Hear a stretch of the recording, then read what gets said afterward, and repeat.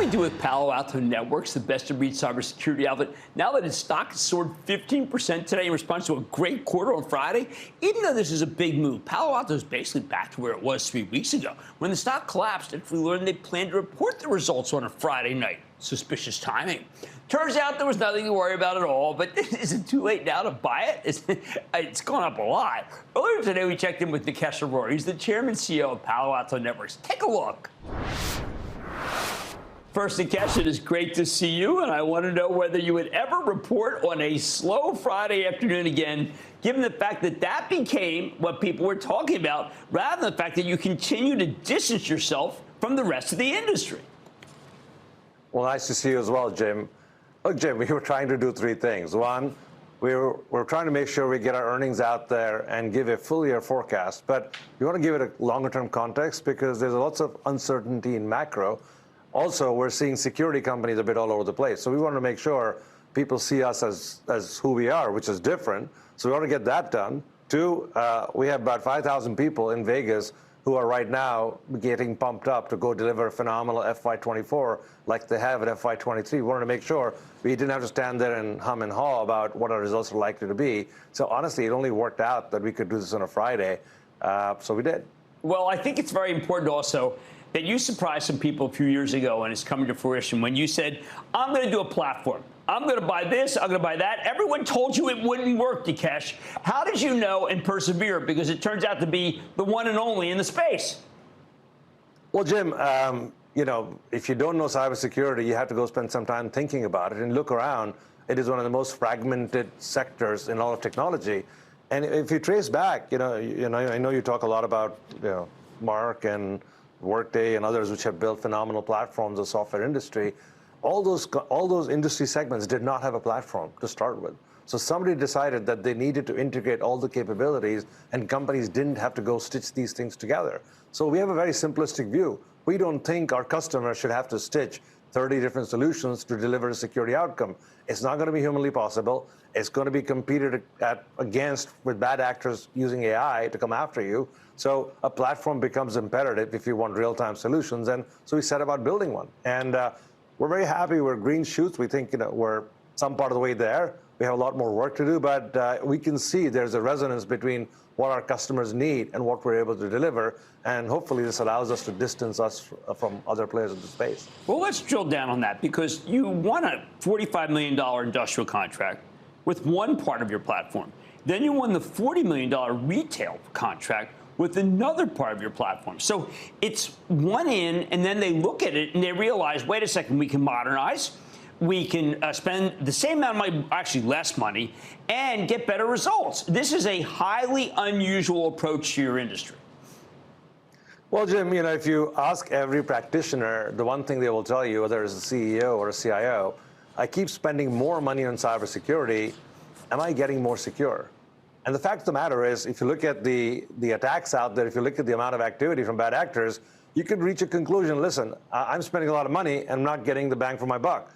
And part of what one has to do is try and figure out how to deliver those great security outcomes and try and make sure that you do that in sort of a cost-contained fashion. So part of our platform approach also allows you to consolidate spend across multiple vendors. And when you do that, you get a better security outcome. You possibly spend less or the same, and you spend less on resources because you're no longer maintaining 30 different things, which also requires a lot of human capital.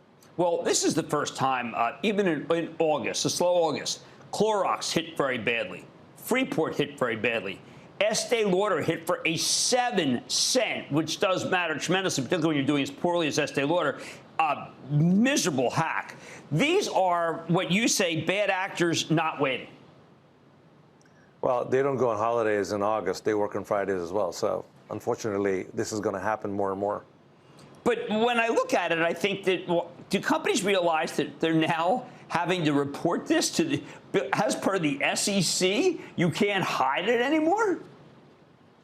Jim, I wrote a blog post about this because I'm very concerned. The SEC, rightfully so, has said you've got to report a breach in 4 days. But the truth of the matter is that the current time to fix a security event for large companies is between 4 to 6 days.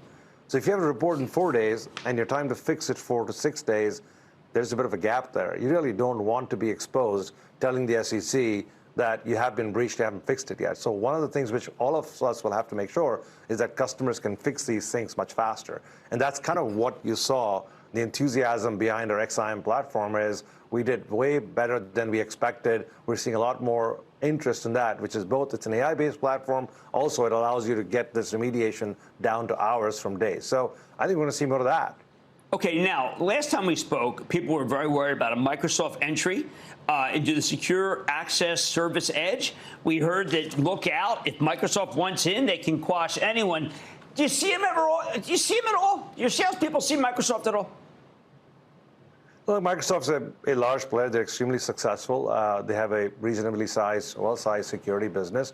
But again, SSE is a complex and a specialized field. We've been working at it for 3 to 4 years. We bring all of our security expertise to it. As you might have noticed, we just became the only single vendor leader in Gartner in the SASE quadrant. So a business we didn't play in 3 years ago has now nobody but us in the leadership quadrant. So, we're working hard. I was told by somebody, don't look back at competition when they're chasing you, look forward to the customer, because if you look back, you might make the wrong choices in life. So we're going to keep looking forward, focusing on the customer and trying to solve their problem. And whoever's running behind us can run as fast as they can. Well, speaking of looking forward, again, in light of the fact that you had Friday music, because people were so worried about Friday and short-term considerations, 3-year stable forecast with expanding margins and sustained good free cash flow margin. Why hold a gun to your head like that? Well, Jim, it's the conviction in the fact that if you look back, when you and I'll be talking 3 years from now, we'll look back to this Friday, which was the topic du jour.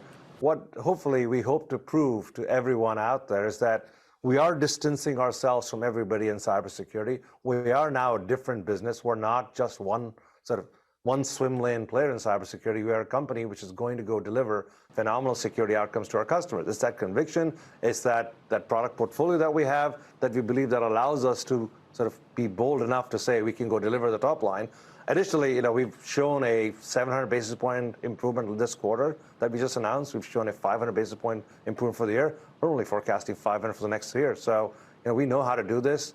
It's a matter of getting our heads down, executing well. And I think most importantly, keeping our customers and employees front and center in this opportunity. Well, I know that it's great, and it's great you have that conviction, but you spent a huge amount of time on your call talking about deferred payments, talking about how you can't just look at billings. You got to look at you got to look at the remaining performance obligations.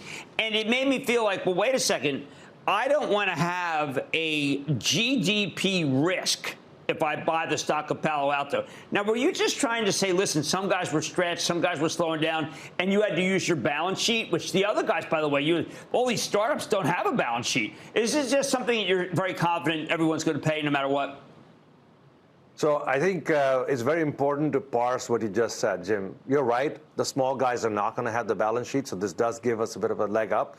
I think more importantly, the point I was trying to make and the message we're trying to convey is that the street looks at all these metrics called billings, et cetera.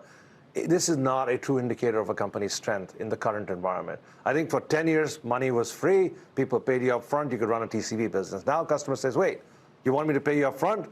There has to be some recompense for me because I'm paying you up front. There's a cost to money. And all we're saying is like, listen, guys, don't look at billings. It's a metric that can be misrepresented because of change in the cost of money. The real metric is RPO.